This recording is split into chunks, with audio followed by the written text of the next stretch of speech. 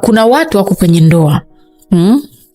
Wawili hawa, mwanamke Mungu amemjalia uwezo zaidi ya mwanaume.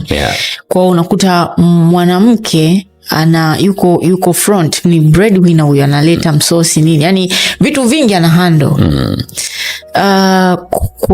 Wako kwenye ndoa, hawa sio boyfriend and girlfriend.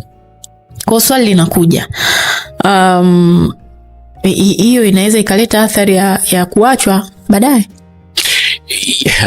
Ndio tafsiri ya kuachwa kwa wengi wanazungumzia physical separation. Kwa sababu wanawake ambao ni breadwinners, wanawake ambao wako Mungu amewajali, wako mstari wa mbele kwenye familia. Nimekutana na maswali si zaidi ya moja. Wanauliza, kwa hiyo sisi tukae mkao gani? Yani sisi ndo tunasaidia, tuko fronti na tuko na waume zetu, na kwa hii content sasa tumeshtuka kidogo kwamba tufanyeje, turudi nyuma kidogo au tunakaa mkao upi? Mambo mawili. La kwanza, ninaposema kuachwa mtu, watu wengi wanaitafasiri kama physical separation, ya kwamba watu wametengana. Lakini kuna emotional separation. Inawezekana mkawa ni nyumba moja, lakini mwanaume alishakuacha kitambo sana. Kitambo mnalala chumba kimoja, lakini alishakuacha moyoni mwake kitambo sana. Na hizo ndoa ziko nyingi sana. Kweli. Unapozungumzia kuacha, lazima watu waelewe pia, I'm not only talking about physical separation, kwa sababu kufika wakati watu wakapeana talaka, that's very critical. Imefika kwenye pointi mbaya sana, lakini wengi wanaachwa emotionally kabisa. Yani mwanaume yuko so distant, yuko very away. Alright. Jambo la pili ambalo ni vizuri wanawake waelewe kwamba swala la breadwinning ni jukumu la mwanaume, primarily ni jukumu la wanaume. Haikuwahi kutokea hivyo. Hata wanasaikolojia wanajua ya kwamba swala la mwanamke kuanza kutoka kwenda kufanya kazi lilianza katika kipindi cha industrialization, kipindi cha mapinduzi ya viwanda. Ndio wanawake walianza kutoka kwenda kufanya kazi. Before that, mwanamke alikuwa anabaki nyumbani kupalilia maua, kutunza watoto, kuhakikisha wameenda shule, wamevaa, wamekula, wamefanyaje, wamepikiwa chakula, yuko nyumbani. Mwanamume alikuwa anatoka anaenda kufanya kazi. That was the nature, the setting. Mapinduzi ya viwanda yalipokuja, yalipush wanawake kuanza kutoka kwa sababu ya crisis za uchumi. Na ndio kwa mara ya kwanza tatizo la kisaikolojia likaanza kuwa identified. Baada ya wanawake kwenda kutoka, kukaanza kuwa na conflict za mahusiano, kukaanza kuwa na conflict za ndoa, kukaanza kuwa na matatizo ya afya ya akili. Wakati wanawake wametoka kwenda kuanza kufanya kazi. Why? Kwa sababu kulikuwa na muingiliano wa majukumu ya asili. Kwa sababu naturally mwanamume, niliwahi kusema mahali fulani, sema naturally mwanaume eneo lake ni kwenye geti kwenda nje. Eneo la mwanamke ni kwenye geti kurudi ndani. Naturally ipo hivyo. Kwa mwanamke ambaye anatoka kwenda nje kufanya breadwinning, lazima aelewe anafanya jukumu ambalo kimsingi sio la kwake, ambalo lina athari kwake kisaikolojia na kihisia, na lina athari kwa mume wake kisaikolojia na kihisia. Sasa hizo athari lazima tuzijadili kwa upana na kwa kina, ili kwamba kutengeneza balance. Sisemi kwamba wanawake wasifanye kazi, tumeshavuka huko. Sasa hivi cannot stop that. It's happening. Tunachosema ni kwamba wanawake lazima wajue wakati wanaendelea na hizi activity wawe makini, kwa sababu tunaweza tukadhani kwamba tunapunguza tatizo, kumbe actually tunaongeza tatizo. Kwa sababu mwanaume yeyote ambaye anahudumiwa na mke wake na anaona mke wake ana take control ya kuhudumia familia, huyo mwanaume whether anapenda au apendi, hawezi kukwepa athari za kisaikolojia kwake. Ambazo kama nini kwa mfano? Cha kwanza, kinachomfanya mwanaume awe mwanaume ndani ya nyumba ni hisia ya kwamba nyumba hiyo ana mwanamke anamtegemea yeye, ana watoto wanamtegemea yeye. That feeling ya kwamba they depend on me, hiyo ndio huwa inajenga wanaume wake ndani ya nyumba. Akirudi nyumbani, anaweza akatoa maelekezo kwa ujasiri, anaweza akakosoa vitu kwa ujasiri, anaweza akakemea mambo kwa ujasiri, anaweza akafundisha watoto na mke wake kwa ujasiri. Kwa nini? Kwa sababu they all depend on me. If they don't depend on him, anapoteza authority as a man. Matokeo yake, nafasi yake kama mume kana kama baba inayeyuka. Chini kwa chini, kwa juu anavaa suruali, sawa, anatoka na nini, uko vizuri, baba mwenye nyumba na, lakini psychologically imeshamuondoa kwenye position yake. Na anakuwa anajijua. Anaweza asijijue na anaweza akanisikiliza akanibishia. But I'm telling you, huwezi kuwa na uwezo wa kumwambia mke wangu fanya 1, 2, 3, 4, 5, whether kwa upendo au kwa utata. I don't care.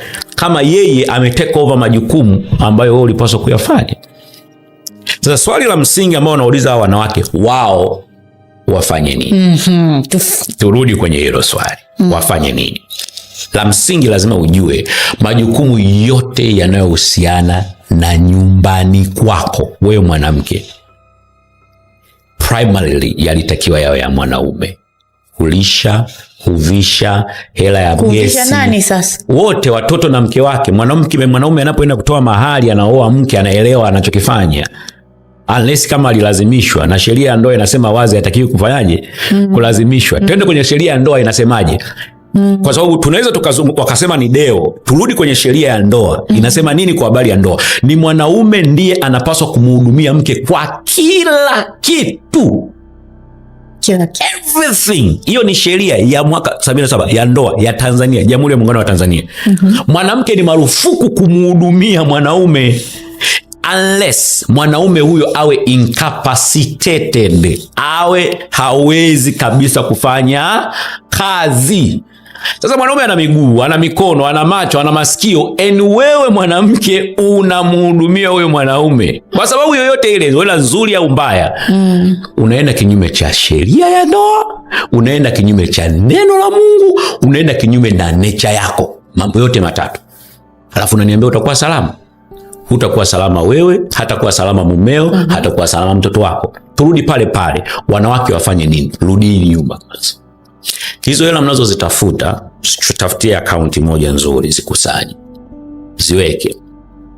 Usiwe front line kwenye kufanya majukumu ambayo naturally sio ya kwako kwanza. Mpe mwanaume wako nafasi ya kuwa mume, nafasi ya kuwa baba. Akishindwa, mpe nafasi ya kukuomba kwamba mke wangu nisaidie. Tunarudi pale pale, wewe ni msaidizi. Kwa hiyo kama hujaombwa kusaidia, usifanye. Ukifanya una override authority ya mume wako, na unafanya mume wako apoteze confidence yake as a man and as a husband. Matokeo yake mnaanza kusema wanaume hawana nguvu za kiume, lakini actually nguvu za kiume mmezichukua ninyi, kwa sababu nguvu za kiume is about authority. Inaanzia kwenye authority, psychology. Mwanaume ambaye hamcontrol mwanamke anapoteza hata uwezo wa tendo la ndoa na huyo mwanamke. Simple.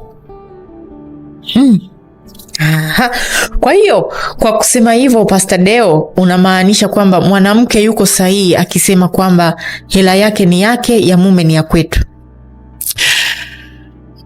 Sio tu mwanamke yupo sahihi, sheria ya ndoa inasema hivyo pia. Sijajua kama ni Deo au sheria ya ndoa. Yangu ni yangu. Iko hivi, hela ya mwanamke na mali za mwanamke ni za kwake.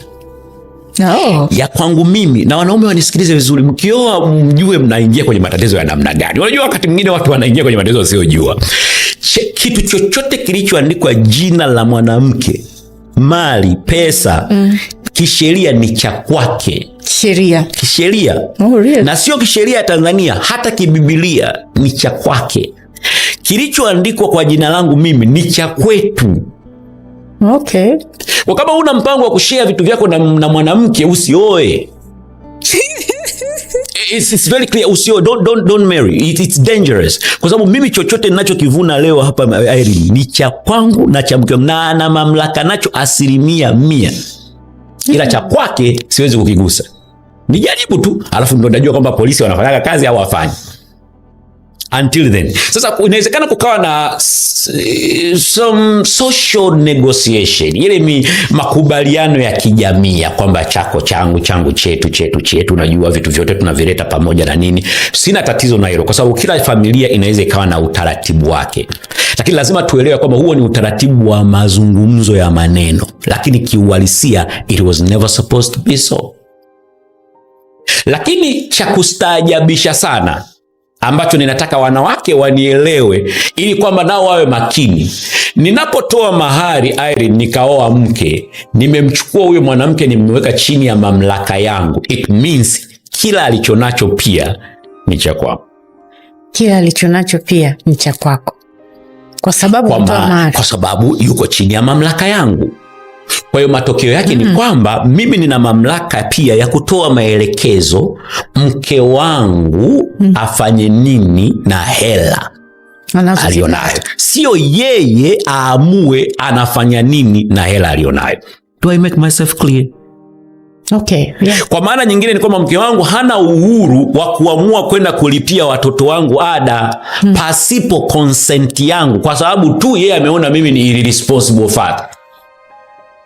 Mimi ndio napaswa nimwambie mke wangu, nimeshindwa, naomba ukasaidie kulipa ada. Kwani hiyo ni ngumu? Ngumu? Kwa nini ngumu? Si langu. Hela yako. Unaona sisi tulionayo. Kwa hiyo tumekuwa na wanawake ambao wanataka kuolewa lakini hawataki kutawalika. Umeona kwamba mimi ni mke lakini yani usinitawale, usinipangie wala. Yani kuna now you see where the crisis is. It's natural. It's natural, yes, but it's not nature. Yani wewe unataka kujimilikisha, lakini once utakapokubali kuwa mke wangu, tayari ushaingia chini ya mamlaka yangu. You are no longer yours.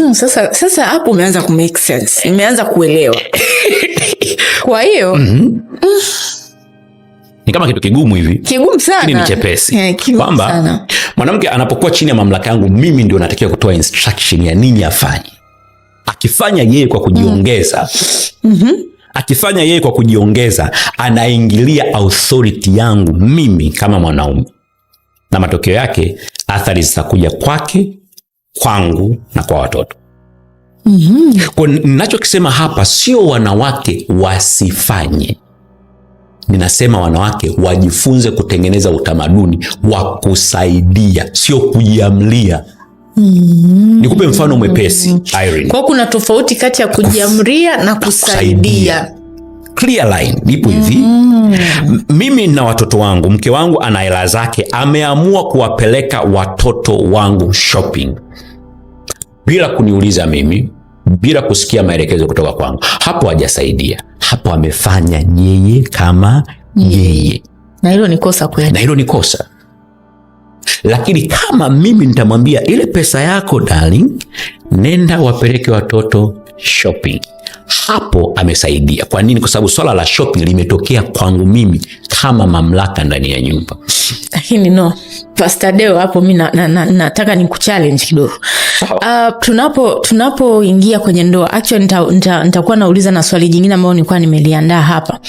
Tunapoingia kwenye ndoa, Pastor Deo, we are not, hatuko sawa kiuwezo, kifikra na mitazamo tunavyoona mambo.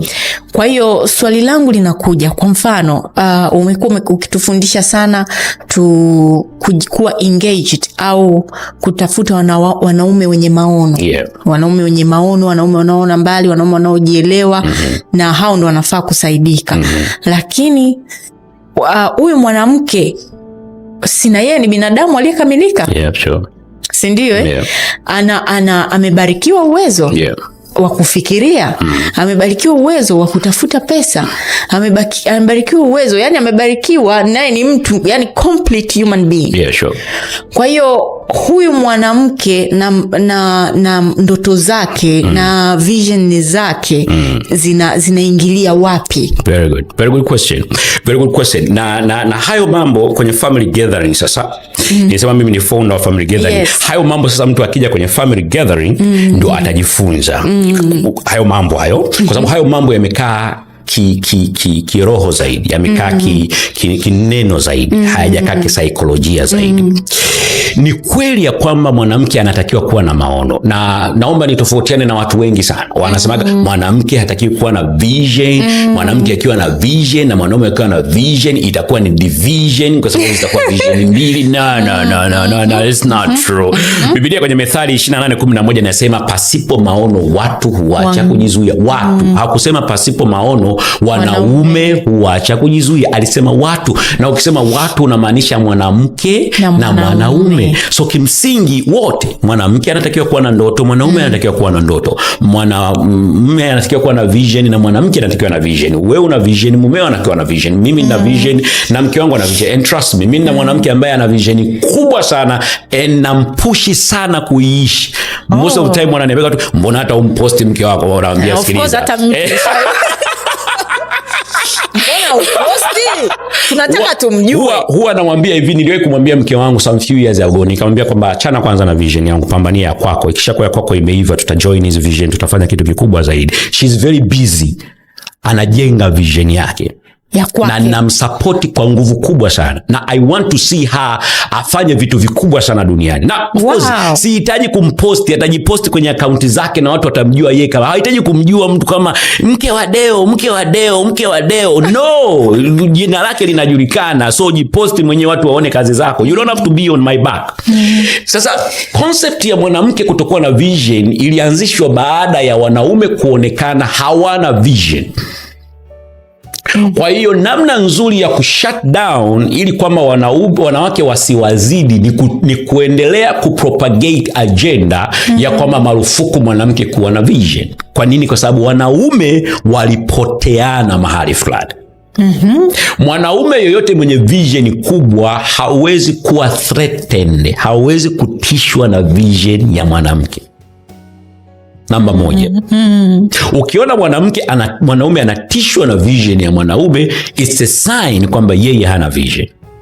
Na kuna tofauti kati ya vision na objectives. Unajua tunachanganya. Labda kuna siku kwenye SNS utanialika, nitawafundisha watu sifa 6 za maono, very powerful. Ili useme una maono, lazima ziwe na sifa 6. Sifa 6 za msingi. Asilimia kubwa. Utaniuliza hilo swali lenyewe likijitegemea. Ngoja kwanza ni flow na hiki kitu hapo. Utaniuliza wewe mwenyewe. Sasa mwanamume anatakiwa awe na vision kubwa kuliko mwanamke. Kiasi cha kwamba uwezo wa mwanamke usimtishe kwa namna yoyote, kwa sababu mwanaume anapaswa kumfunika mwanamke. Kwamba kusiwe na kiwango cha idea na akili na uwezo wa mwanamke na kiwango cha elimu na kiwango cha pesa kinachoweza kufika wakati kika override vision ya mwanamke. Yake. Sasa unapokuta mwanaume ana vision ndogo kuliko mwanamke, nini kinatokea? Mwanamume anaona solution ni kumtimiza huyu ili abaki kwenye nafasi ya nini? Ya wanaume. Sasa unapokuwa na vision na wewe ni mwanamke, manake lazima uangalie una mwanaume wa namna gani. Ukiolewa na mwanaume ambaye ukiolewa na mwanaume ambaye umemzidi vision, ni kuhakikishie, namba 1 ataua vision yako. Namba 2, hutaweza kukua beyond level ya vision yake. Hiyo ni kiroho na ni kibibilia. Huwezi kukua zaidi ya yeye, kwa sababu mume akikuoa yeye ndo anakuwa ceiling.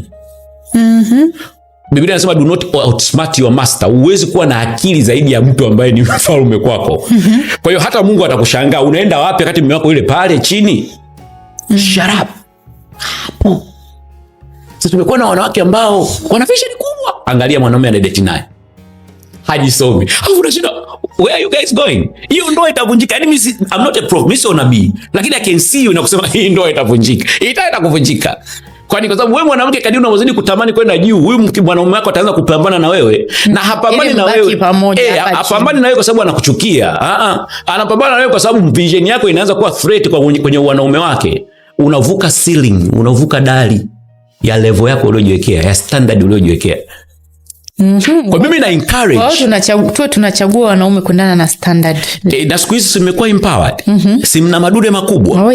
Sasa ni wakati umefika mwanze kuwa empower wanaume, kwa sababu mtakosa wanaume wa kuwaoa. Mimi naambia, sinaambia ukweli, mtakosa. Zamani ilikuwa wanasema kusuzi wanaume wa kuoa ni wachache. Unajua ni kwa sababu gani? Kwa sababu sasa hivi wanawake wengi wamekuwa na standard kubwa kuliko standard ya wanaume wanaopaswa kuwa wanaume. Na hilo ni moja ya swali ameuliza binti mmoja huko TikTok.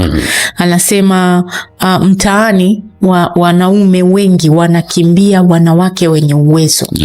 Wanawake wanaoonekana wanajielewa. Wanaume wengi wanawakimbia wanawake wa aina hiyo. Ni kweli kwa hiyo. Ni kweli. Ni sawa na ni haki na naendelea kwa encourage wanaume wakimbieni hao wanawake. I encourage them. Ni ngumu. Kwa sababu lazima uelewe kwamba turudi pale pale, mwanaume ndani ya nyumba ni mamlaka.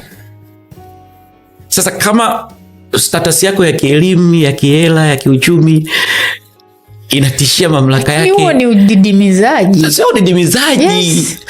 Okay, niongee tu katika namna utakayoielewa. Nimesema hivi, wanaume waendelee kuwakimbia hao wanawake.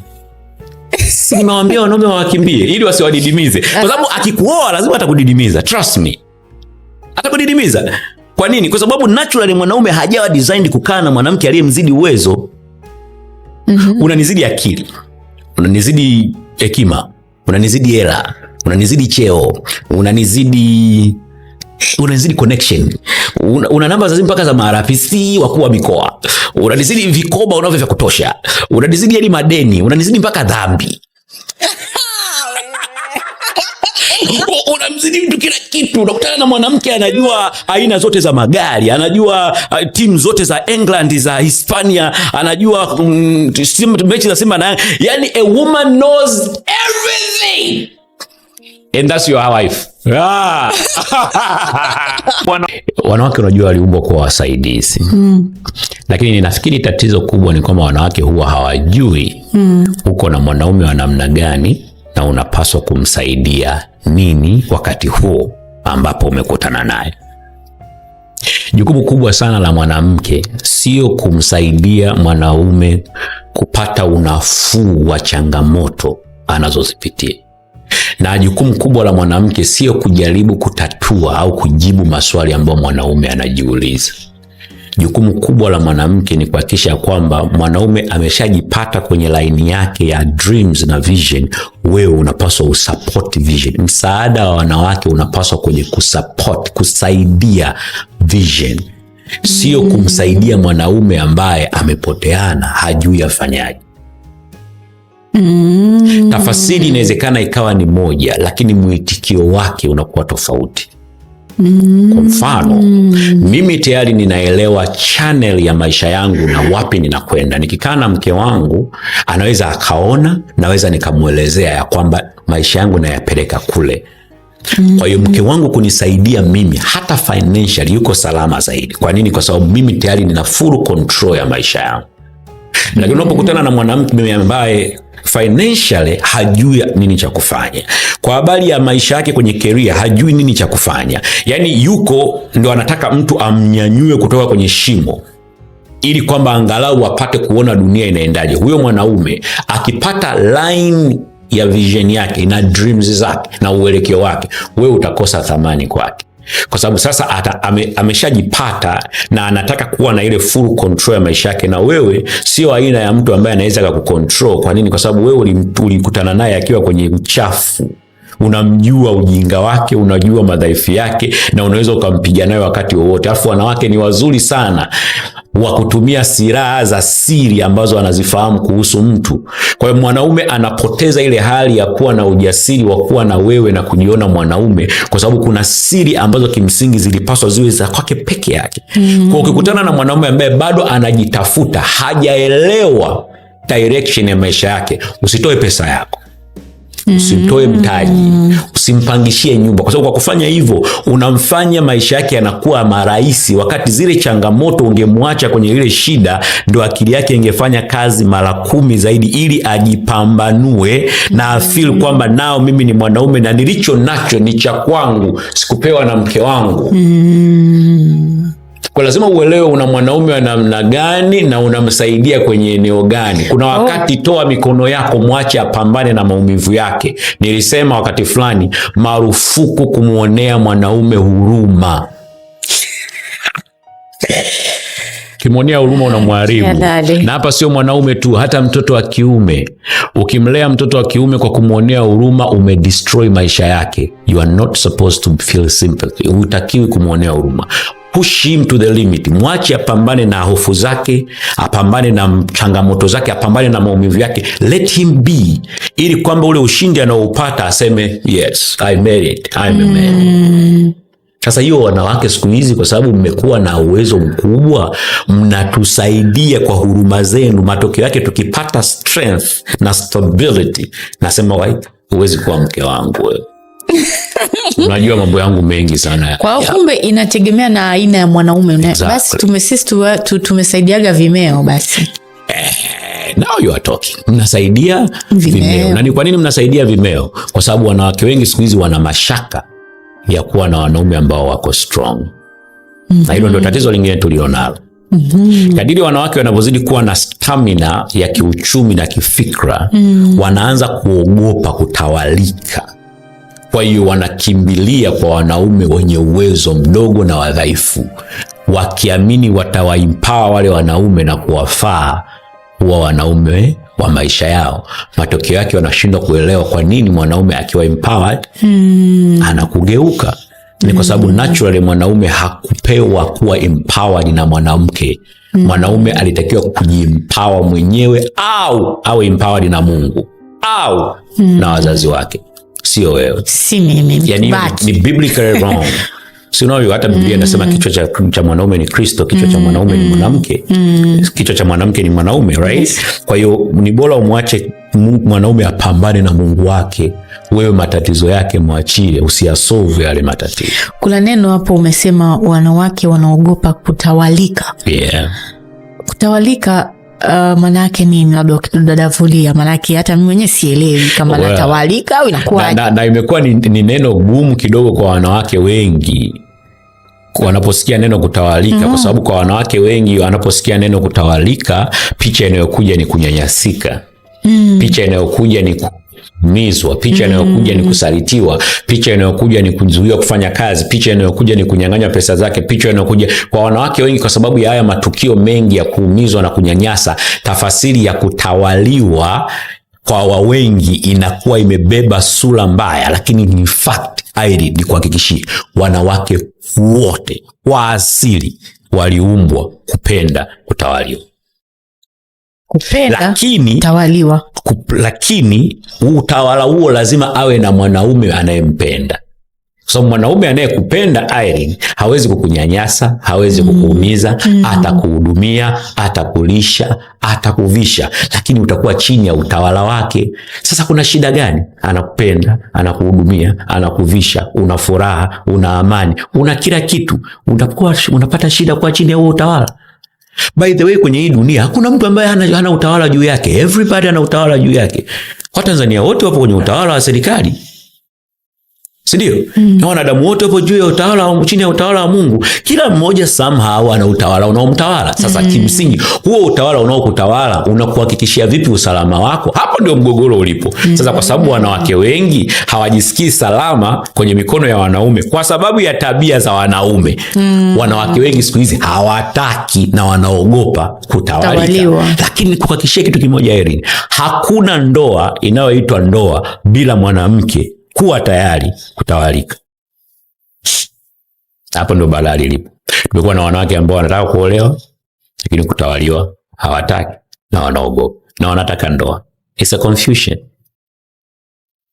Ni muda wa kuchukua nafasi yako katika meza ya HW. Tuwasilishe kwako mawazo yenye tija kwa maneno ya dhahabu, kukupa hamasa na kukujengea uwezo wa kufanya zaidi na kuwa zaidi. Welcome to the home of positive vibes.